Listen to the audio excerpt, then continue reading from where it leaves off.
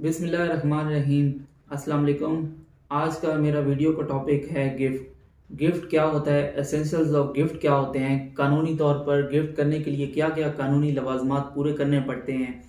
और आज जो है हम ब्रीफ डिस्कशन करेंगे गिफ्ट के ऊपर। गिफ्ट जिसे मोहम्मदन लॉ की लैंग्वेज में हिबा भी कहा जाता है। हिबा और गिफ्ट का एक ही कॉन्सेप्ट है, दोनों एक ही चीज़ें हैं। इसमें जो इंग्लिश लॉ है उसमें हम गिफ्ट कहा जाता है और मोहम्मदन लॉ में और अरेबिक वर्डिंग में हम इसको हिबा कहते हैं। अब हिबा जो होता है ये इतना इम्पॉर्टेंट है कि डेली बेसिस पे काफ़ी इसके केसेस जो हैं वो अदालतों में देखने को मिलते हैं। और इस पे अदालत उज़्मा और अदालत आलिया के काफ़ी रिपोर्टेड जजमेंट हैं, जिनमें काफ़ी ब्रीफ ये बताया गया है कि एक वैलिड गिफ्ट के लिए क्या क्या एसेंशियल्स होते हैं और हिबा कैसे रिवोक होता है और हिबा करने के लिए क्या क्या ज़रूरी जो लवाजमात हैं वो एक डोनर जो हिबा करने वाला है उसको पूरे करने होते हैं। तो एक वैलिड गिफ्ट के लिए कानूनी लवाजमात जो हैं वो पूरा करना लाजिम होता है। सबसे पहले हम इसकी डेफिनीशन देखते हैं कि हिबा की डेफिनीशन लॉ में क्या होती है। हिबा को जो लॉ डील करता है वो transfer of property act 1882 section 122 से लेकर सेक्शन 129 तक है। सेक्शन 122 में हिबा की डेफिनीशन है, gift is the transfer of certain existing movable और immovable property made voluntarily and without consideration by one person called the donor to another called the donee and accepted by or on behalf of donee। जो definition है उसमें बताया गया है कि हिबा एक transfer of certain movable और immovable property है। मूवेबल और इमूवेबल प्रॉपर्टी है, उसका ट्रांसफर जो है वो बकायमी होशोवास में हिबा करने वाला जिसको डोनर कहा जाता है और जिसके अकॉर्डिंगली हिबा हो रहा है उसको डोनी कहा जाता है। तो इसमें विदाउट कंसिडरेशन, यानी कि कंसिडरेशन ये होता है कि मैंने एक जो पहले कॉन्ट्रैक्ट की वीडियो बनाई थी उसमें मैंने बताया था कि कॉन्ट्रैक्ट के एसेंशियल होते हैं offer, acceptance and consideration. Consideration होता है कि इन रिटर्न आप एक प्रॉपर्टी दे रहे हैं दूसरे को और वो प्रॉपर्टी आपकी एक्सेप्ट कर रहा है, तो वो उसके बदले में एक अमाउंट देता है। उसके बदले में या तो अमाउंट लेते हो या एक्सचेंज के तौर पर कोई बेनिफिट लेते हो, कोई भी प्लॉट लेते हो, कोई भी घर लेते हो। तो हिबा में ये चीज़ नहीं होती। हिबा में ये होता है कि ऑफर है, डोनर ऑफर कर रहा है, डोनी एक्सेप्ट कर रहा है और इसके बाद आ जाता है इन कंसिडरेशन के तौर पर लव एंड अफेक्शन आ जाता है। यानी कि आप इन कंसिडरेशन इन रिटर्न कुछ नहीं ले रहे, जस्ट आप लव एंड अफेक्शन, प्यार और मोहब्बत के बिलीफ जो है ना वो आप हिबा करते हैं।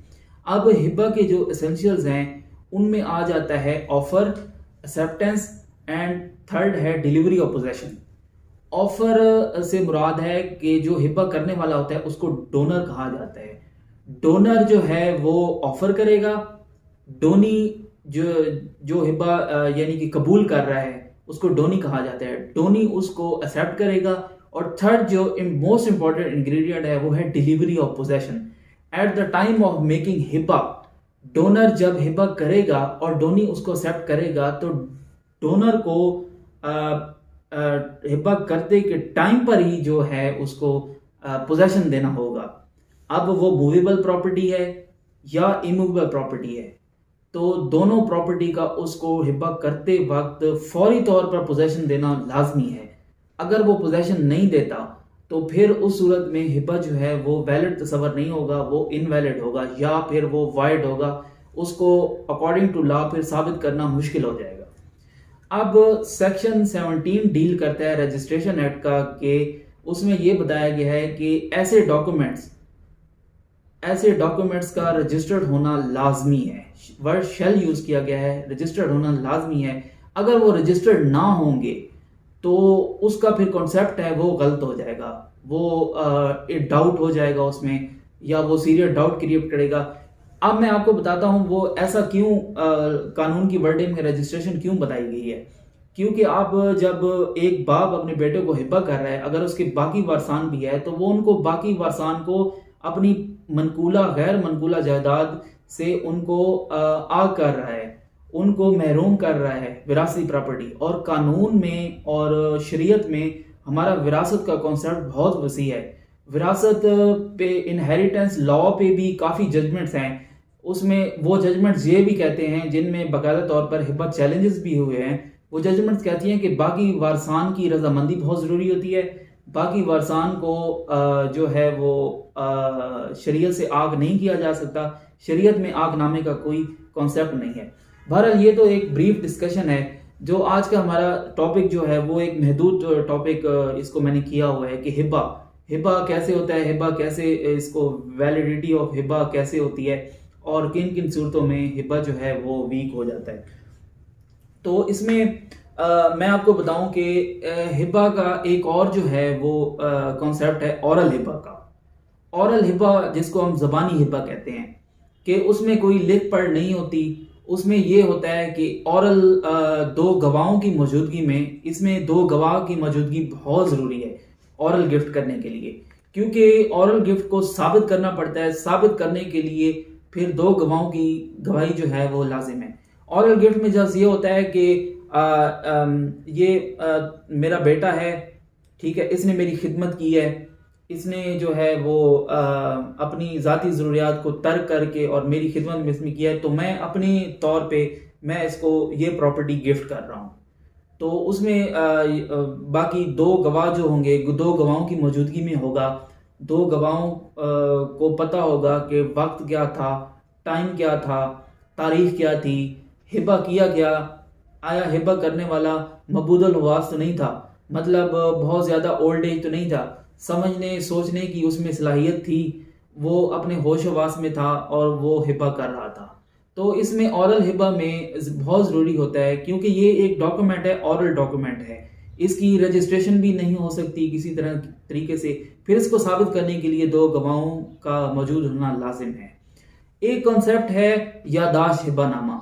यादाश्त हिब्बानामा उसे कहते हैं कि आज से एक बाप जो है उसने हिब्बा किया और 10 साल बाद औरल हिब्बा किया, सॉरी मैं बताना भूल गया हूँ, औरल हिब्बा एक बाप ने अपने बेटे को किया। अब जनाब 10 साल गुजर गए हैं, 20 साल गुजर गए हैं, बाप जिंदा है, बेटे भी जिंदा हैं, गवाह भी जिंदा हैं। तो यादाश्त हिब्बानामा वो अगर वो कहता है कि मैं अपने इस दिए गए हिब्बा को मैं एक रिटन फॉर्म में ले आऊं, तो वो क्या करेगा कि वो एक यादाश्त हिब्बानामा बनाएगा। उसमें वो बताएगा कि फलां तारीख को इतने साल पहले मैंने ये प्रॉपर्टी जो है रूबरू गवाहान की मौजूदगी में अपने फलां बेटे को मैंने ट्रांसफ़र की है। तो ये यादाश्त हिब्बानामा का कॉन्सेप्ट ये होता है। यादाश्त हिब्बानामा को रजिस्टर करवाना ज़रूरी नहीं है, क्योंकि उसमें आप जो बेस है आपकी वो है औरल हिब्बा। उसमें आप बेस बनाते हो कि औरल हिब्बा मैंने किया था, इन गवाहों की मौजूदगी में किया था, तो आज मैं इसको ना इन रिटन फॉर्म में मैं लेके आ रहा हूँ। तो इस पे जो मैं शेयर करना चाहूँगा, काफ़ी इस पे जजमेंट्स हैं। ये टॉपिक भी बहुत ही वसी टॉपिक है। मैं एट द एंड आपको ये बात बता दूं कि हर केसेस के फैक्ट्स अलहदा होते हैं। हर केसेस में एक नई स्टोरी होती है, एक नया जो है उसमें कानून होता है। ये ज़रूरी नहीं है कि जो हम आपको सब्सटेंटिव लॉ बताते हैं और प्रेसिडेंट लॉ बताते हैं ये उनके मुताबिक फिट हों। फिर होता यह है कि हमारे पास जो भी केसेस आते हैं, इन मैटर्स आते हैं, तो हम अकॉर्डिंग टू केस जो है वो हम उसकी प्रिपरेशन करते हैं। क्योंकि जो इस तरह के कॉन्सेप्ट हैं, जैसे हिब्बा हो गया, तमलीक हो गया, या इसके अलावा जो है ज़बानी कलामी एक चीज़ प्रॉपर्टी ट्रांसफ़र कर दी जाती है कि अकॉर्डिंग टू लॉ वो दुरुस्त है कि नहीं दुरुस्त है, हिब्बा का होना लाजिम है या नहीं है। तो हर केसेस के अपने फैक्ट्स होते हैं और अपने फैक्ट्स के मुताबिक ही वो केसों की प्रिपरेशन होती है। तो ये थोड़ा सा जो मुझे नॉलेज था, मैंने आप लोगों के साथ आज मैंने कहा कि शेयर करते हैं अपने नॉलेज को। तो उम्मीद है आपको वीडियो भी पसंद आई होगी। हमेशा की तरह जो है ना मेरा चैनल सब्सक्राइब कर लीजिए, लाइक कर दीजिए और शेयर करें, और हौसला अफजाई में कमेंट ज़रूर कीजिए। अगर कोई खामी रह गई है तो आपसे माफ़ी भी चाहेंगे। तो अगर मज़ीद इसको इम्प्रूव करना है तो आप कमेंट सेक्शन में हमें बता सकते हैं। तो जो है इसमें जो नेक्स्ट मैं इंशाल्लाह तैयारी कर रहा हूँ कि मैं वीडियो बनाऊँ औरल हिब्बा पे, कि औरल हिब्बा in the light of the president of supreme court and जो हाई कोर्ट है उनके प्रेसिडेंट, उनके केस फैसला शुदा जो केसेस हैं उनकी रूह से मैं एक वीडियो तैयार कर रहा हूँ, इंशाल्लाह वो भी आप लोगों से शेयर करेंगे। तो बस अपना ख्याल रखिएगा। बहुत बहुत शुक्रिया। अल्लाह ने के बाद।